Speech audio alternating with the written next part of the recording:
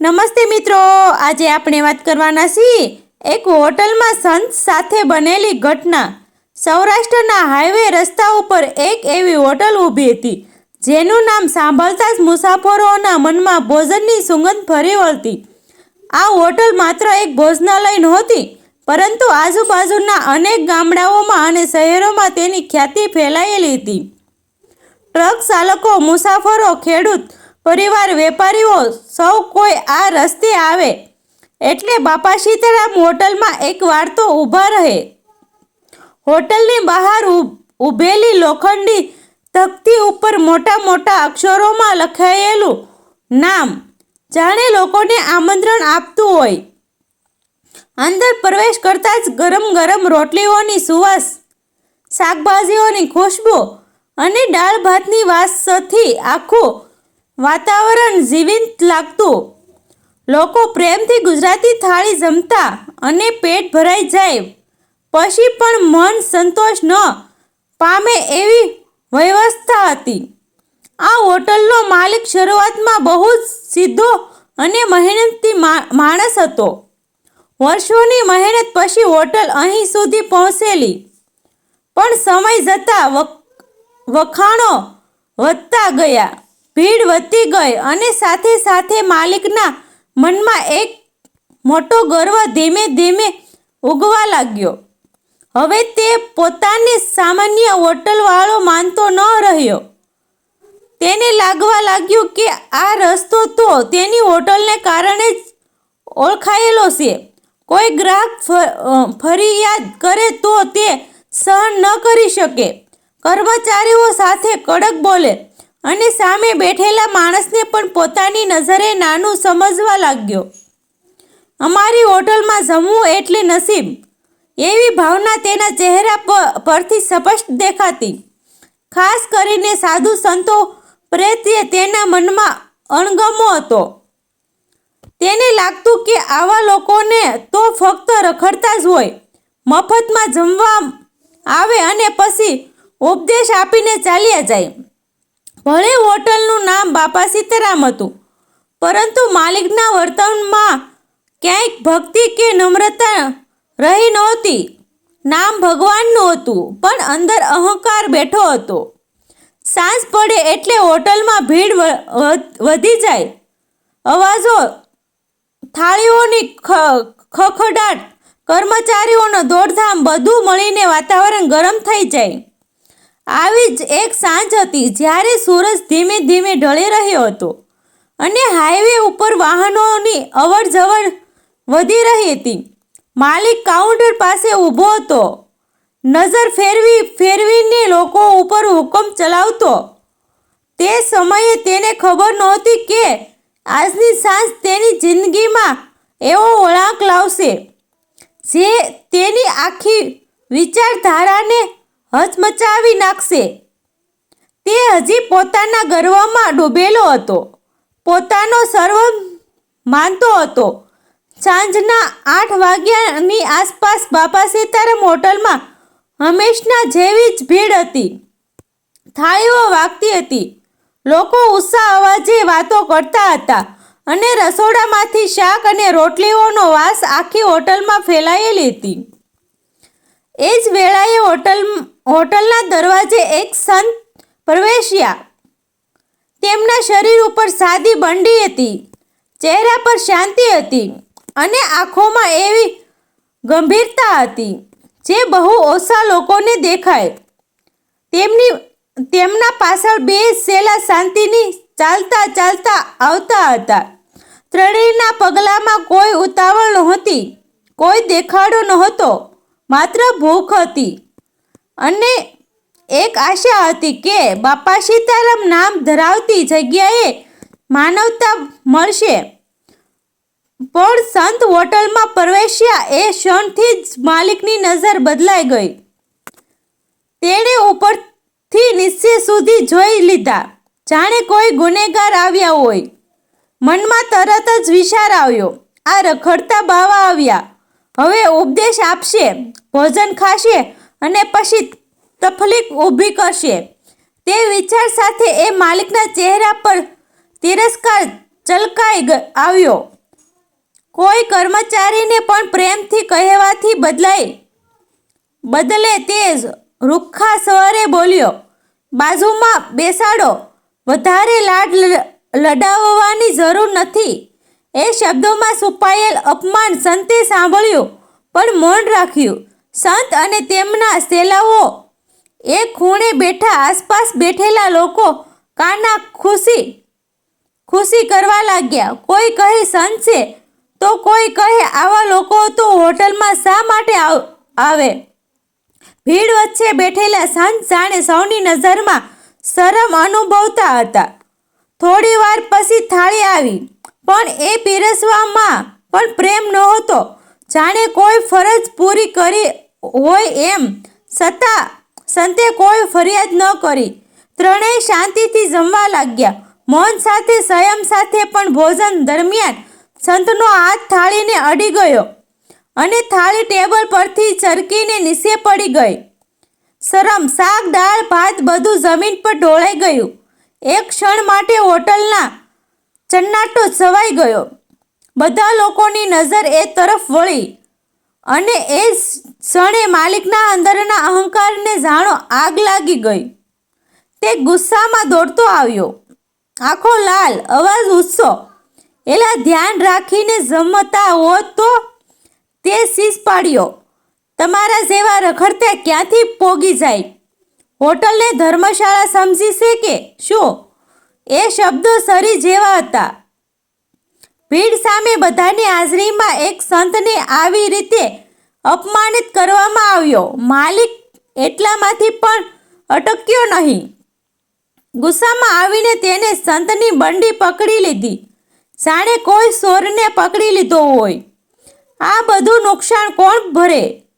તે ધમકાવતો બોલ્યો.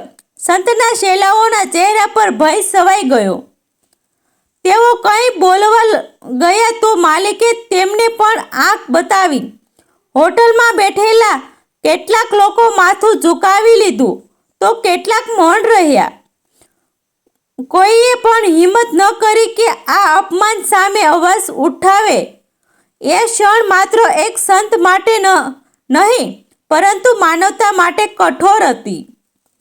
બાપા સીતારામ નામ ધરાવતી હોટલમાં ભગવાનના નામ સામે જ એક સંતને જાહેરમાં તિરસ્કાર અપાઈ રહ્યો હતો. પણ આ અપમાન અહીં પૂરું થવાનું નહોતું.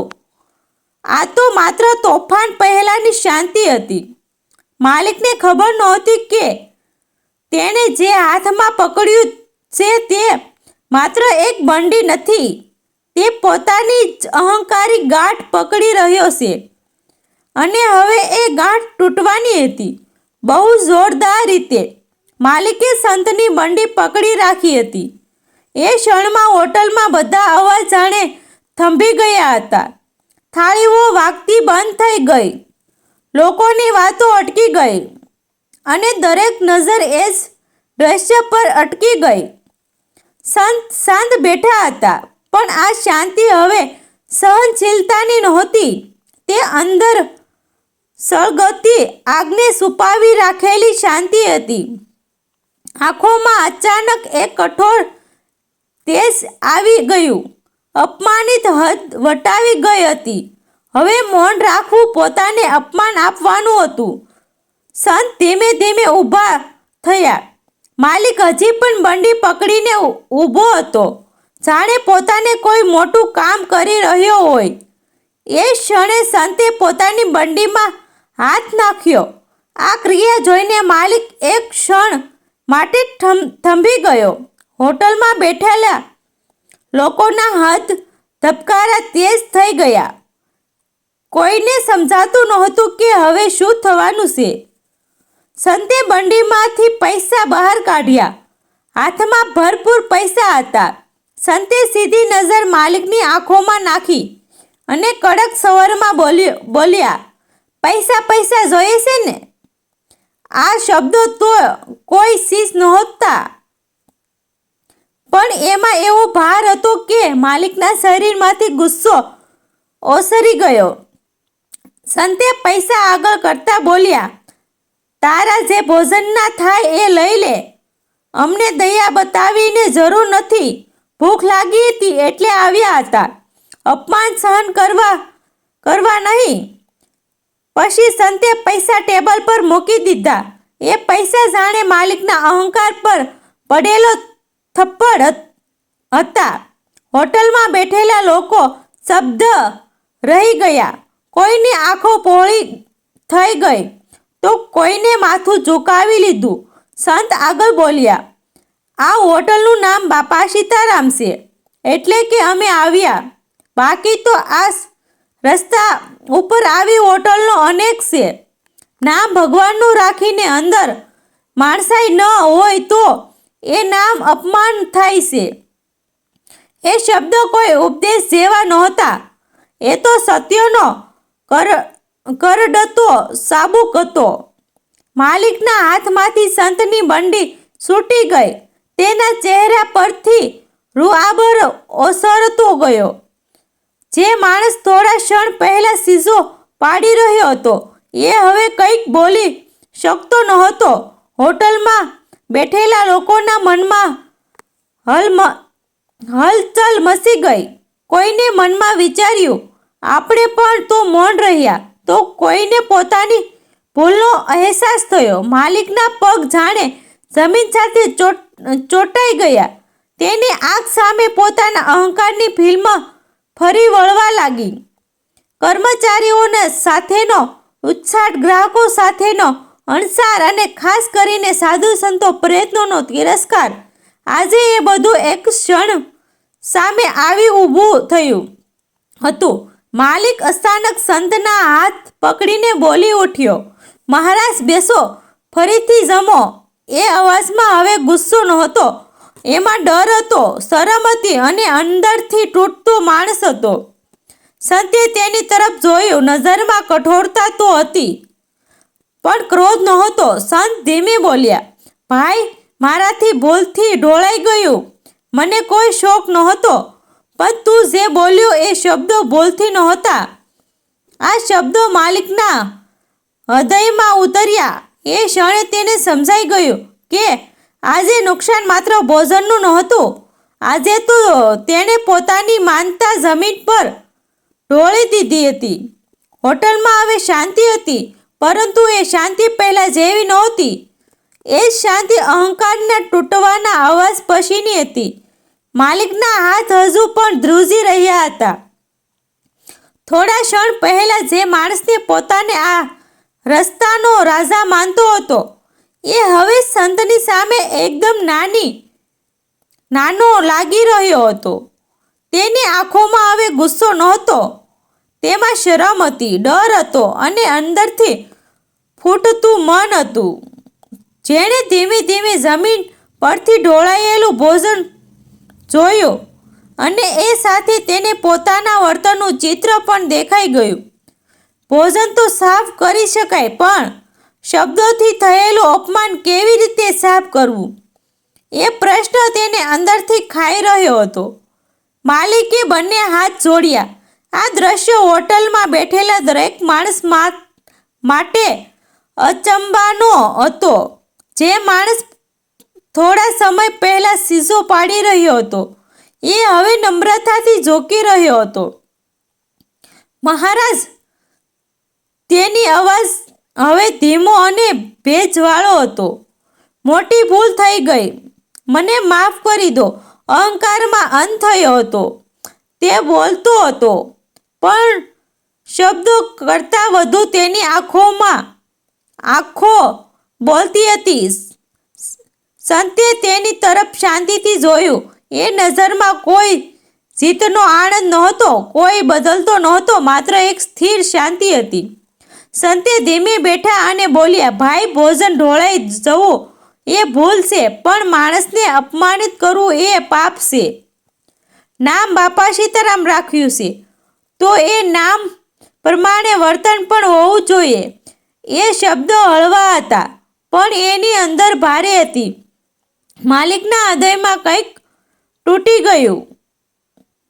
તેને સમજાઈ ગયું કે ભગવાનનું નામ ફક્ત તકતી પર લખવાથી નથી જીવતું, એ તો વ્યવહારથી જીવતું હોય છે. માલિકે પોતાના કર્મચારીઓનો ઈશારો કર્યો અને આ વખતે પ્રેમથી કહ્યું, સાફ કરો અને ફરીથી સરસ ભોજન લાવો. એ અવાજોમાં હવે હુકમ નહોતો, વિનંતી હતી.